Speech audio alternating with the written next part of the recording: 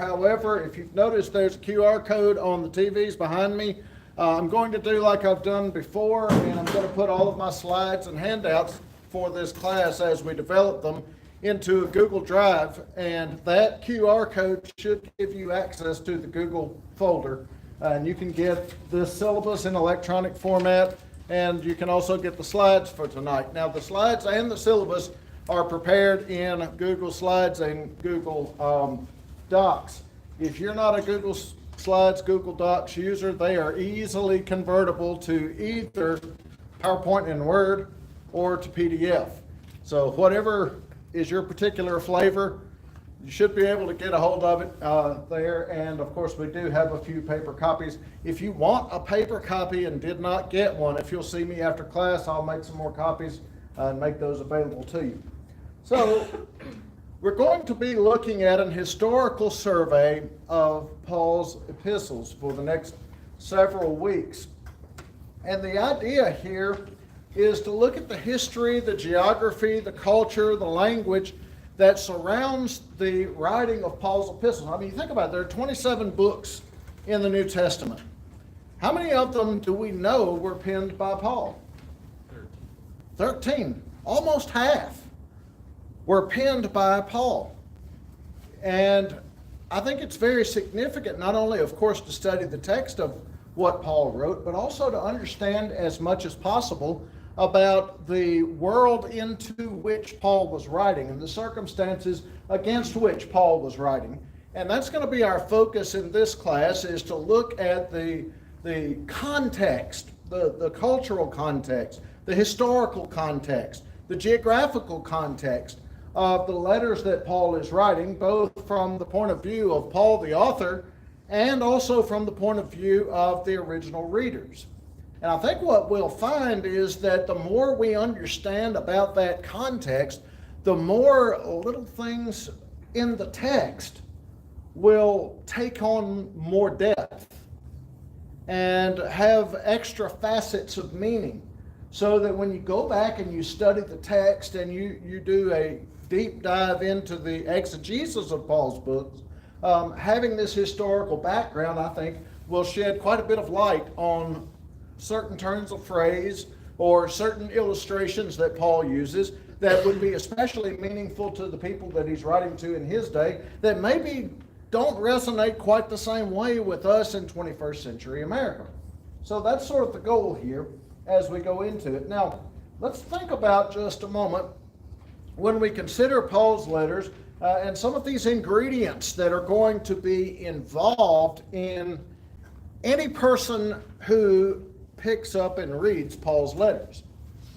Everyone brings to the experience of reading a letter certain baggage, or if you're a fan of classic country, you remember John Conley's rose-colored glasses, and the idea being that we all look through a lens that colors the way we see things.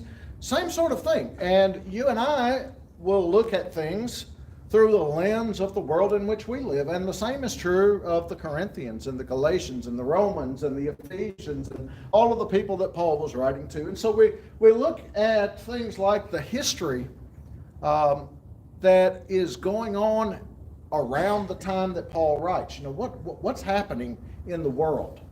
Well, there are some huge, momentous things that are happening in very near proximity to the years in which Paul is writing.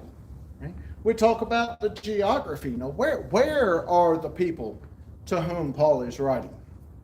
And this is not peculiar just to Paul. Of course, this same idea will apply to almost any writer in the New Testament.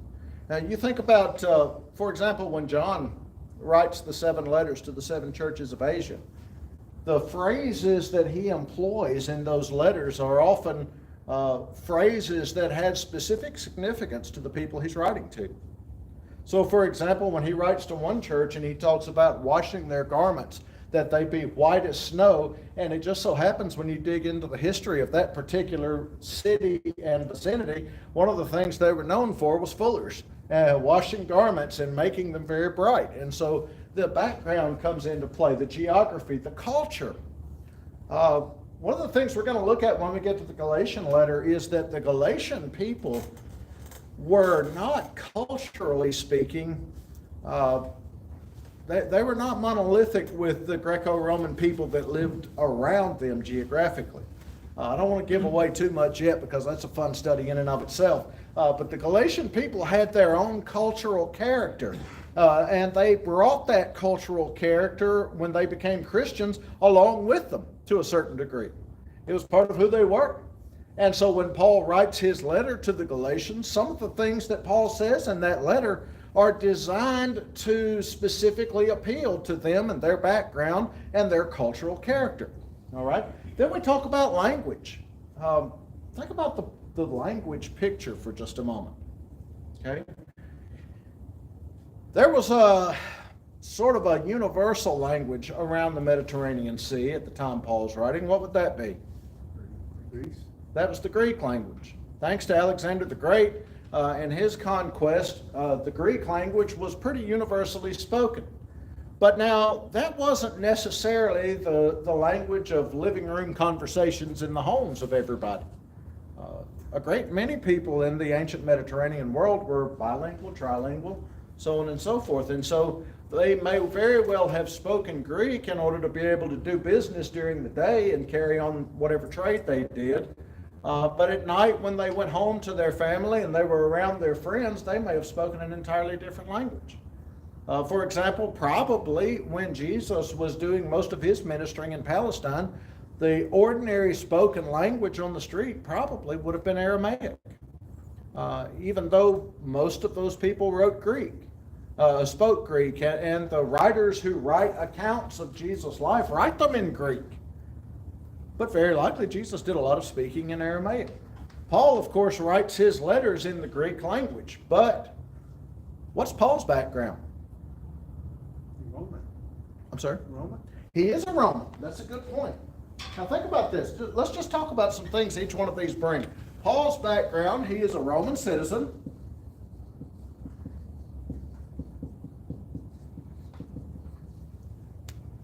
Linguistically speaking, what does that bring into the picture? Latin. Latin's the official language of the Roman Empire, even though Greek is the most commonly spoken language. And so the governmental language would be Latin. And Paul, being the scholar that we know he was, he probably at least had a reading acquaintance with the Latin language, if not altogether fluent. All right, what else do we know about Paul? Pharisee. He was a Pharisee, which let's take a step back from that. Before you're a Pharisee, you're a what? Jew. A Jew, yeah. So he is a Jew, and to use his own words, a Jew of the Jews, okay? So he is a Jew. Now, that brings a whole worldview into play, doesn't it? That would be significantly different from many of the people to whom Paul was writing in terms of the worldview he grew up with, right? We know that Paul studied at the feet of Gamaliel, which is not only Jewish and Pharisaical, but what? It's very prestigious. Okay, so probably we could infer from that Paul's parents maybe were people of at least decent means, that he was able to go from Tarsus, which is kind of in the crook of Turkey as we know it today, all the way down to Jerusalem to study under Gamaliel. So probably financially, shall we say comfortable? Yeah.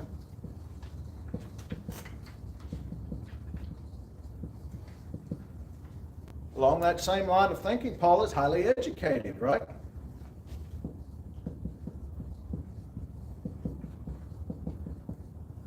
A marked difference, for example, from the way people like Peter and John were perceived. Remember on the day of Pentecost, the question everybody was asking is, how are we hearing them speaking in our own language? They're just Galileans. People didn't necessarily say that about Paul. He was obviously very erudite. Okay, so he's educated. He's a Roman citizen. He is a Jew, a Pharisee, probably financially comfortable. He is fast growing a level of prominence among the Jews, right?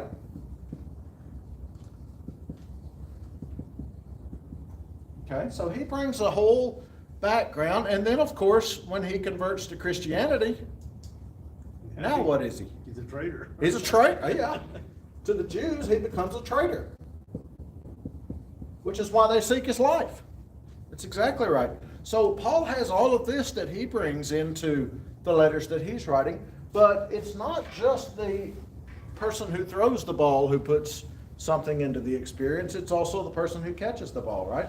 So Paul's writing his letters to what kind of people, if we were going to generalize? Christians. Okay, they were Christians.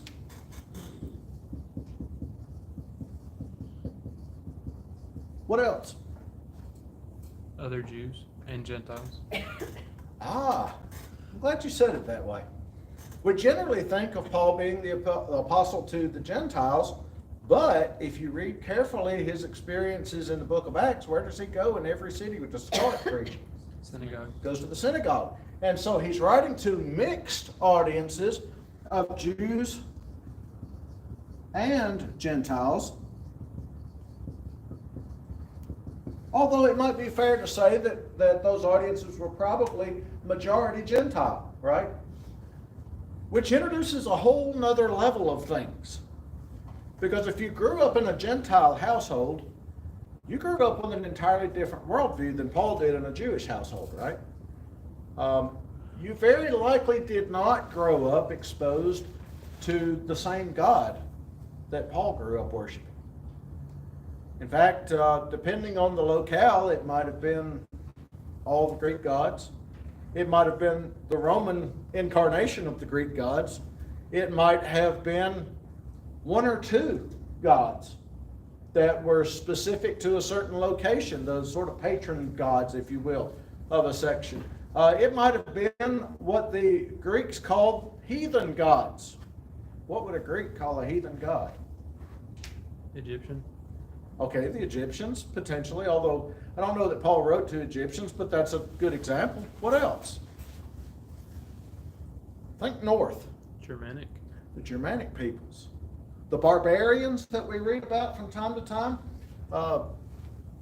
predominantly the Gothic peoples and the Germanic peoples and people like that who had their own belief systems, which the Greeks considered to be backwards and superstitious and backwoods and unlearned and all that sort of thing. And we're going to find that some of that is in the picture in some of these places that Paul's writing to. Okay, so their backgrounds are interesting. What about their socioeconomic levels?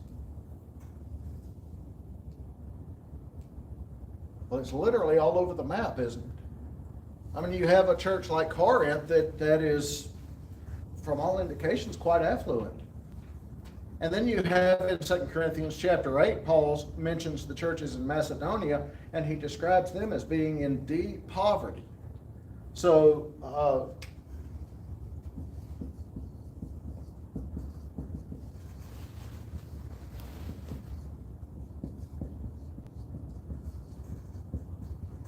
socioeconomic diversity.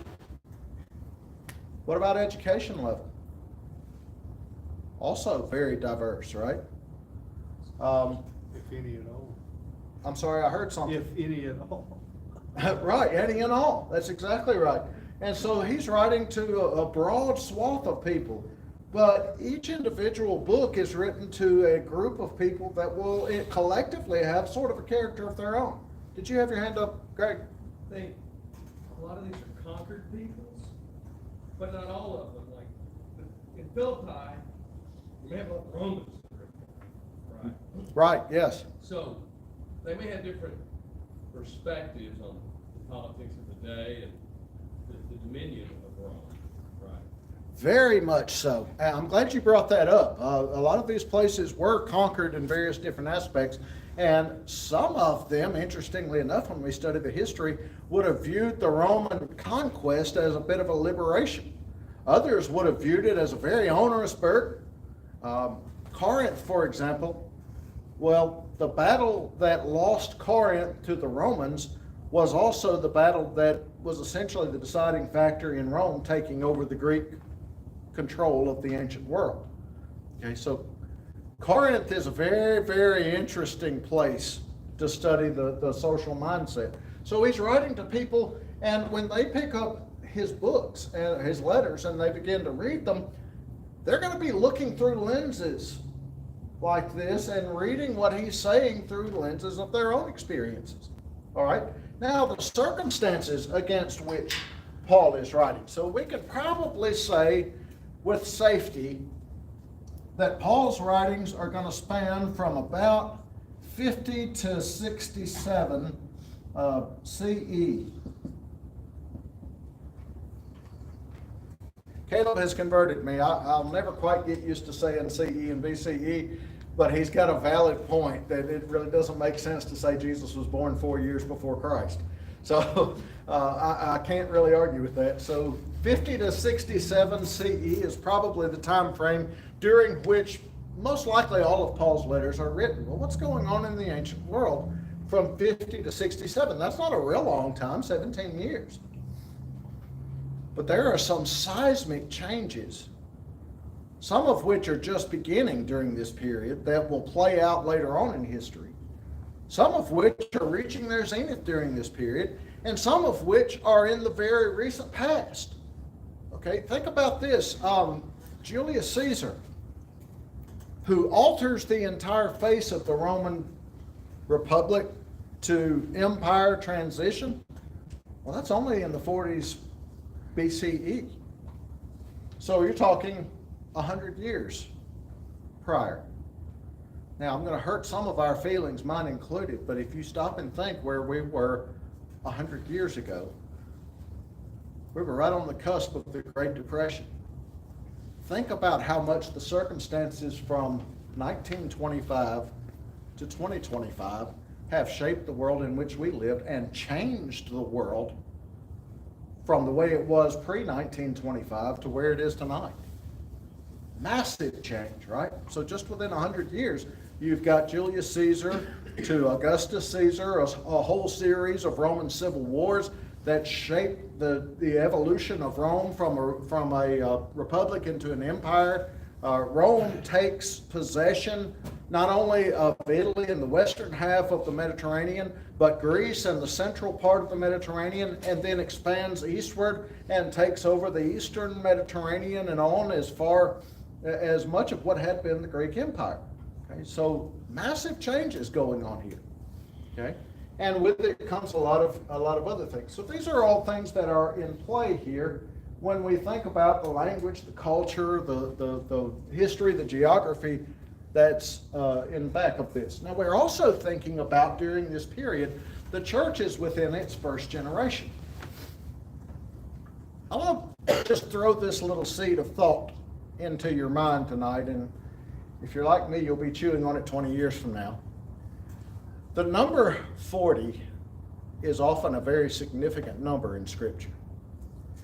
And when applied to people, the number 40 is often a number that carries the idea of maturity. All right, so a 40-year-old man in Jewish culture, for example, was considered to have reached maturity. Have you ever thought about the fact that it's almost precisely 40 years from the establishment of the church to the destruction of the temple in the city of Jerusalem?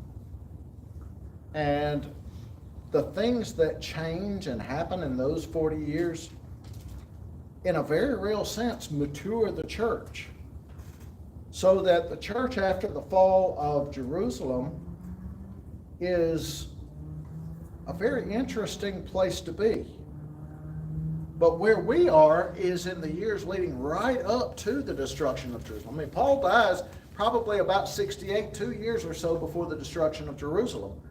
And his last letter to Timothy is probably within a year of his death. So we're talking about right at the end of that period as the church is growing and maturing. And Paul is incredibly instrumental in one major phase of the maturation of the church. And that's the phase of taking the gospel to the Gentile world. Okay? Which is going to change the face of the church in terms of the people that are members of it. Okay? So this is all going on. Now, as we enter this study, I want to throw a few caveats at you. There are a few things that I can't do. Number one, this is a survey. I have allotted roughly a week to each of the letters, which means that there is a massive, massive body of material on the history, geography, culture, language, so on and so forth, of each one of these places to which Paul wrote letters that I obviously cannot canvass for you in one class on each one, more or less. So this will be a survey, but the idea will be, number one, to give you some resources that you can use to take this as a jumping off point and study more. And number two, to give you some important points of historical, cultural, geographical context, so that when you study the text of the books in your private study, you'll have some tools and some bits of information that will shine some lights on your study. Okay, so this is a survey. Second, we will not focus on an exegesis of the text. Obviously, we are going to be dealing with certain portions of the text because the text will guide us in seeing what about the culture is important to Paul's letter. But at the same time, this will not be a class in which we're going to sit down and we're going to do a deep dive into the text of the entire book of Galatians. We're going to pick pieces out of it and examine them and then put them back down. Okay. Third, many of the dates, when we talk about the writing dates of these books, are uncertain. We can gather clues from things, primarily things that Luke said in the book of Acts, that give us clues as to when Paul might have written some of these letters, and some other clues in the things that Paul said in the letters. But in many cases, we're piecing together clues and trying to make an educated guess. And so I want to be very clear up front that when I present a book as having been written on or about a certain date, I'm giving you that as the best information that I've been able to pull together, not as a dogmatic position that if you don't agree with me on this, you're wrong and we're going to fight or anything like that. No. There are some very legitimate differences of opinion among very intelligent, reasonable people about when these books were written. And we'll try to talk about that to a certain degree. But please understand, don't get hung up on the dates. If I give a date for a book that you have a good reason to think it's something else, I'd be happy to discuss that with you. But I will not draw a line of fellowship over the date that a book was written. I refuse to do it. All right, and last, we're going to get into the subject of some lost letters. And that can become very quickly a thorny and out of control subject if we don't keep it reined in. When I say lost letters, here's what I mean by that, and this is the way I intend to constrain it for purposes of this class. Paul explicitly says in a few places in the letters that we have that he wrote some other letters that we clearly don't have. For example, in the letter to the Colossians, he mentions having written a letter to the Laodicean church, which was just on the other side of the Lycus River Valley, and he instructs the Colossians, after they've read their letter, to swap letters with the Laodiceans and read the Laodicean letter, and let the Laodiceans read their letter. We don't have the letter to the Laodiceans. I suppose the Holy Spirit didn't see fit to preserve it for us through providence of God. I don't know. I just trust God that he's given to us, as he said, all things that pertain unto life and godliness. And so I don't intend to get off into the weeds on that too much. But at the same time, it is worth noting that Paul did write more letters than what we have. That much is a matter of stated fact in Scripture. And so we'll acknowledge those, and we'll also perhaps briefly take a look at, for example, the book we have is 1 Corinthians, clearly says that Paul had previously written a letter to the Corinthians. So 1 Corinthians is really at least 2 Corinthians, right? Which would make 2 Corinthians really at least 3 Corinthians.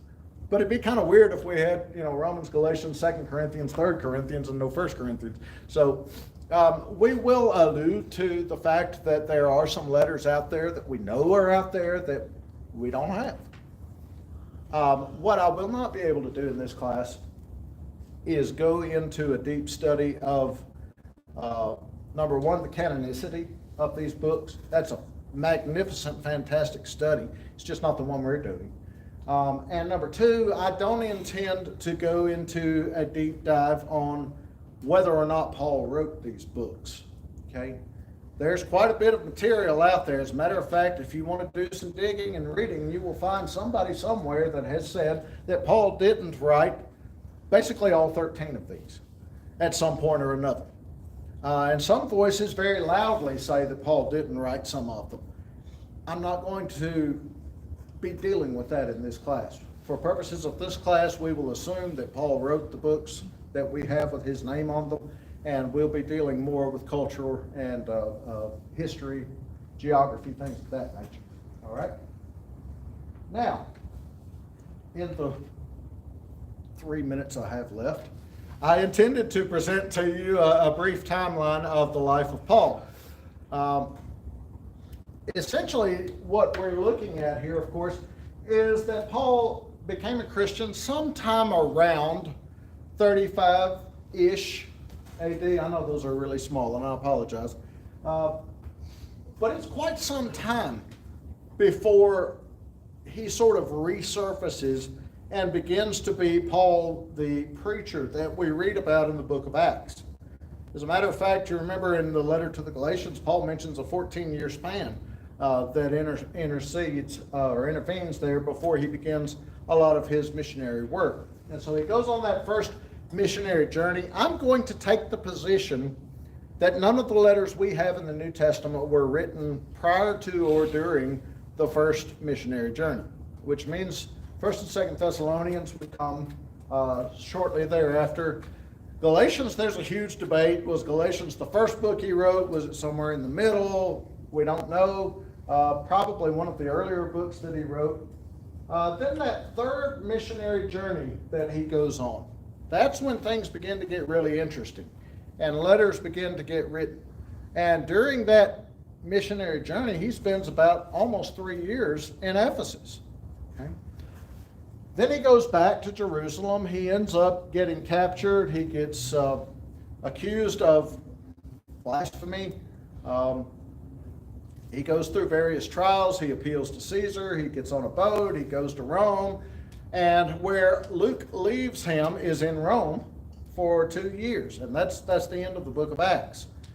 The best we can do in putting together what we think we know about Paul's life is to infer that Paul didn't die during that Roman imprisonment, that he got out, that he did some more work, that he wrote some more letters, probably several of the later letters that we have, and then he goes back into imprisonment, goes back before the emperor in Rome, which by this time is Nero, and is beheaded according to tradition. So with that being the case, this is what I'm going to present to you as a rough sequence of the letters that Paul wrote. We will say that he probably wrote the 2 Thessalonian letters in the 51, 52 area. The letter to the Galatians probably is next. I can't be too dogmatic about that. And then sometime before 1 Corinthians, we have 1, possibly 2 letters that he wrote to the Corinthians that we don't have. And then 1st and 2nd Corinthians, Romans, and then you have this cluster of books that are written while Paul is in prison. Philemon, Colossians, and Laodiceans are all, as best I can tell, written at the same time, or very near the same time, and carried by the same courier, one of whom was Onesimus, the subject of the book of Philemon. Okay? And then you have Ephesians that seems to date from that same imprisonment, and Philippians. Incidentally, there are a lot of echoes from Ephesians to Colossians. Another reason we think that perhaps they were written around the same time. And then a little later on, Paul writes 1 Timothy and Titus. And then 2 Timothy, we believe Paul wrote during his final imprisonment, within probably months of his death. And so that's the order that I intend to present these books in. I sincerely hope that you will enjoy this study. I'm enjoying it already. And I hope it'll be helpful to you. Do you have questions or comments? Well, Paul was alive. He was a Jew hunting Christians when Jesus walked on the face of the earth. So he didn't Definitely a know Jew. him- He didn't know him intimately, but he knew of him. Knew He of him what he for was sure. doing. Yeah. Most likely, Paul's conversion comes somewhere in the On the road 2 to 5 year Damascus. range after Christ dies. He was on the road to Damascus, wasn't he? Right. So, he definitely knew of him. I don't know to what extent his Christian hunting would have begun, until after the death of After- Christ, but how soon after, I'm not sure. We know he was present at the death of Stephen, So, after Christ died, he came back and was on earth for 40 days, yes, sir. 40 days. Yes, sir. And then he goes back to And heaven. he went all over the place in those 40 days, 'cause a lot Right. of people seen him. Right, Wow. yes, sir. Good, other questions or comments? Yes, sir. Was Paul ever married? Was Paul ever married? He seems to say no in the second letter to the Corinthians. Seems to say no. I think there's a debate whether or not, most of the Pharisees, that's one of their, they'd like for you to be married, so I don't know if you had to be, but that was, he's going that route, so I know a lot of people think he might be married at one time. Well, I was about to say, you could definitely read what he wrote to the Corinthians to say that he was not at that time married. Right. And maybe not logically exclude the possibility that he had been married at some point. Good question. I heard a theory that he had a wife and she died. But there's not, you kind of just going on what you're going. Sure, it's entirely within the realm of possibility, yeah. All right, anything else? I'm going to put it back on the slide with the QR code if anybody wants to get access to that, and I will leave it there until I get packed up. Thank you for your attention.